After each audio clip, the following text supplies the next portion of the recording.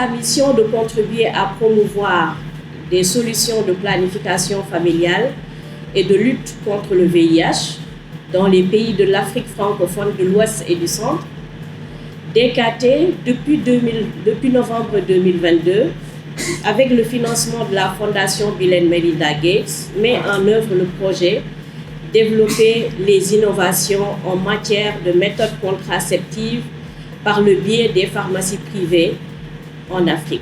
En d'autres termes, ACCEPT.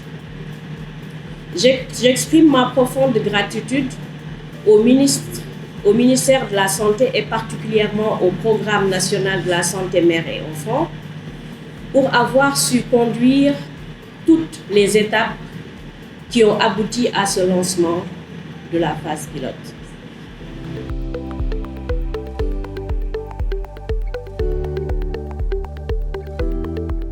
Le projet ACCEPT, c'est l'accès à la contraception à travers les pharmacies pour toutes les femmes. Et ce projet, c'est un projet innovant. Et le ministère de la Santé voulait vous dire merci. Nous espérons beaucoup de cette cérémonie et à travers vous, votre implication, vous et toute l'équipe ici présente à nos côtés. ACCEPT est un concept qui vient intégrer nos pharmaciens dans le paysage des soins, le confort et le bien-être. Choisir le nom d'enfant est un gage d'épanouissement. Nous espérons qu'à la fin de cette journée, les 6 régions indiquées dans le projet, les jeunes filles, les hommes et nos dames pourront, quand elles souhaitent, choisir librement entre le centre de santé et la pharmacie pour un service de planification de qualité.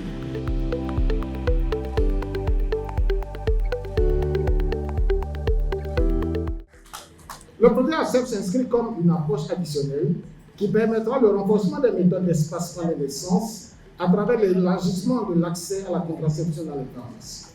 Distingués invités, mesdames et messieurs, avant de poursuivre, permettez-moi d'adresser mes chaleureuses salutations à toutes les personnalités ainsi qu'à tous les acteurs présents à la cérémonie de ce jour. Votre présence remarquable dénote de l'importance que vous accordez au sujet qui nous réunit, à savoir un volet essentiel de la planification familiale, en abrégé PF. Chers partenaires, mesdames et messieurs, la planification familiale constitue une des réponses appropriées aux défis démographiques, sanitaires et de développement auxquels la Côte d'Ivoire est confrontée, particulièrement la mortalité maternelle, néonatale et infanto-juvénile, qui font partie des indicateurs malheureusement les plus préoccupants dans le domaine socio-sanitaire, malgré les avancées notables réalisées au regard des indicateurs. Les résultats de l'EDF de 2021 en Côte d'Ivoire indiquent que le ratio de mortalité maternelle est passé de 614 à 385 décès pour 100 000 naissances vivantes. Quant à la prévalence contraceptive, elle est de 24,9% selon le tract 20 en 2020. Au regard du niveau de ces indicateurs, il va nous falloir redoubler d'efforts si nous aspirons fortement à atteindre les objectifs du développement durable, à savoir les ODD, qui consistent à ramener la mortalité maternelle au-dessus de 70 pour 100 000 naissances vivantes et la mortalité néonatale à 12 pour 100 000 naissances vivantes d'ici 2030.